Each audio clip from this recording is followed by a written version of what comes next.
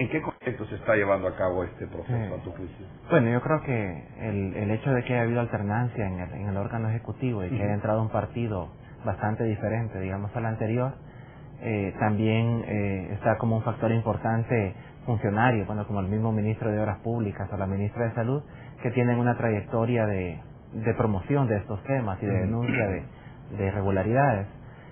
Todavía es muy anticipado decir que esta es una voluntad expresa del gobierno, porque uno dentro del gobierno encuentra diferentes matices, encuentra, si bien es cierto, encuentra iniciativas muy importantes y muy valiosas que hay que apoyar, como esta de la denuncia del Boulevard Diego de Holguín. También encuentra áreas que les podemos llamar de grises, que no necesariamente se están manejando de la forma más abierta, y aquí te podría mencionar manejo de partidas discrecionales, la producción de la publicidad en casa presidencial y otra serie de cosas que se manejan todavía en forma similar a como se manejaban en las anteriores administraciones. ¿Qué es lo que pasó en la Diego de Holguín, a tu juicio? ¿Qué es lo que pasó en términos de supervisión, en términos del papel contralor que debe de ejercer fuerza, transparencia en este país? Lo que ocurre es que hay un dicho que se ocupa bastante, que dicen hay fallas desde el origen.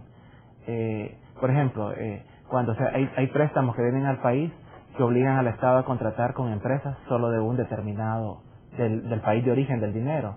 Este es el caso de Diego de Holguín, que se obliga a contratar, a que se forme un asocio entre una empresa mexicana y una empresa nacional. Y de entrada, ya para que estas empresas socios logre justificar estado financiero, logre justificar una serie de documentación, ya presenta desafíos o presenta retos. Luego, en este bulevar, el problema de que se cambió el diseño conceptual, que se movió el eje, esta cuestión de los que la calle no pasaba inicialmente sobre áreas protegidas, pero después de que se cambió el diseño, sí pasó sobre áreas protegidas y eso entorpeció la construcción. Habían problemas, por ejemplo, de que las comunidades donde iba a pasar la calle ni siquiera les habían avisado, y empezó la construcción, y en ese momento empezó el trabajo de moverlas. En el caso de la Diego de Holguín, a mí me llamó muchísimo la atención una información que logramos conocer el pasado viernes, que la destaca, por cierto, el periódico La Prensa Gráfica, donde decía de que la Corte de Cuentas abre juicio contra 2 exministros por Diego de Holguín, y en este caso de maternidad. Decía que Hernán Contreras había informado ya que 2 exministros de la administración de Arena enfrentan un juicio de cuentas por irregularidades en la ejecución del proyecto vial Diego de Holguín y en la construcción del Hospital de Maternidad de San Salvador. ¿Por qué hasta ahora? Es una pregunta, señor Neco. Yo creo que ha sido la presión pública, ¿verdad? Los medios nuevamente han jugado un papel muy importante, y es que por lo demás en el Boulevard Diego de Holguín es evidente, ¿verdad? Por no decir ofensivo, ver a una obra que estaba considerado como el proyecto estrella de la anterior administración abandonado totalmente, no solo abandonado, sino que sufriendo un deterioro permanente, y hasta el extremo de que estructuras que estaban ya colocadas en los lugares apropiados han sido desmanteladas. Esto tiene que ser uno demasiado despreocupado como ciudadano para no ponerlo en perspectiva. ¿Usted cree que este clima político le favorece a ese buen espíritu que queremos los salvadoreños de ver verdaderamente el buen manejo de nuestras cuentas, de nuestros impuestos? Buena pregunta. Aquí se había planteado el calificativo de un caso inédito, pero es que aquí se está poniendo a prueba la fortaleza de la institucionalidad en el país y de cómo la clase política, de cara a hechos contundentes de malos manejos, va a reaccionar. Yo infortunadamente tengo la percepción de que este tema de la corrupción, Jaime, que es experto en esos temas, creo que coincidirá conmigo que estos procesos no surgen de manera espontánea y tienen un principio y un fin. Este es parte de una cadena sin fin que se transmite casi por generación espontánea, lo he planteado en unos artículos, de un gobierno a otro. Y llega un momento en que, por razones entendibles desde el punto de vista político partidario, se van ocultando estos temas.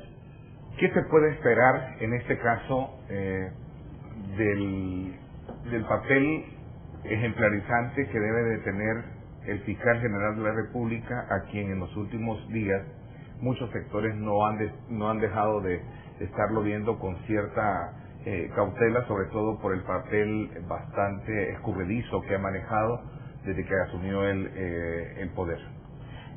Yo creo que es una nueva oportunidad para la Fiscalía de demostrar que realmente pueden investigar estos casos y que tienen la voluntad de hacerlo. Como digo, en estos casos uno tiene que dar beneficio a la duda y realmente apoyar a estas instituciones para que salgan adelante, porque al final son nuestras instituciones y lo que queremos es que se fortalezcan y que logren sus objetivos. Lo que ocurre es que la historia, como te digo, no nos ayuda. O sea, tenemos una historia de administraciones de la Fiscalía o de investigaciones de la Fiscalía que se han parado, que se han detenido, y inclusive opresiones políticas. E inclusive en este momento tenemos casos que están ahí o denuncias que están ahí que nadie levanta un dedo, si no es por espacios como el tuyo o las voces de alguna gente de la ciudadanía. Pero ahí están o sea, en el actual gobierno uno puede decir, bueno, ¿y qué pasó con la denuncia esta de Polistepec? O sea, ¿quién está levantando la voz sobre este caso? Nadie. ¿Qué está haciendo la Fiscalía? ¿Qué está haciendo la Corte de Cuentas? ¿Qué está haciendo la misma Presidencia de la República? Nada. Les hacía la pregunta del tema de finiquitos precisamente porque en ese contexto cualquiera podría pensar, entonces el presidente él no tiene por qué estar es que el finiquito también se le entregó, entiendo, al señor ministro de Salud Pública que acompañó a la gestión del presidente Saca. ¿Y cómo es eso, pues? Ya se ha entregado también el finiquito. No sé, Jaime, yo la información que tengo que ese finiquito se ha entregado también. Por lo menos así lo dijo el exministro. ¿Y cómo queda la Corte de Cuentas? No, pero ¿cómo queda la Corte de Cuentas ahora que hay la información atrasada? Un finiquito que creo que fue demasiado generoso y gracioso. Ese es el problema que está planteado ahora, sin pasar juicios de valor, ¿verdad?, sobre el involucramiento real o imaginario de los funcionarios públicos que manejan los recursos, porque uno no tiene la información, solo ve que obras que debían de estar ya terminando están, y los recursos tampoco están. Pero según la información que yo tengo, y lo puedo relacionar con lo que estaba mencionando recientemente, que esta fue como una exigencia del gobierno de los Estados Unidos precisamente para que los recursos que nos estaban donando, ¿verdad?, fueran utilizados de la mejor manera posible. Pero ahí nos encontramos que a 5 años, si no entiendo mal, de haber sido creada la institución, bueno, la misma presidenta se queja de que no tiene elementos para la ley coercitiva para que se cumpla, ¿verdad? Así es que yo quisiera pensar que sí hay voluntad, pero eso que mencionaba Jaime también es un tema menor. Eso es Polistepec, que ahí se entiende yo que se violaron normas elementales de la LACAP. Se rompió un elemento básico en el modelo de economía que tenemos nosotros, de fomentar la competencia y obviamente las buenas prácticas empresariales.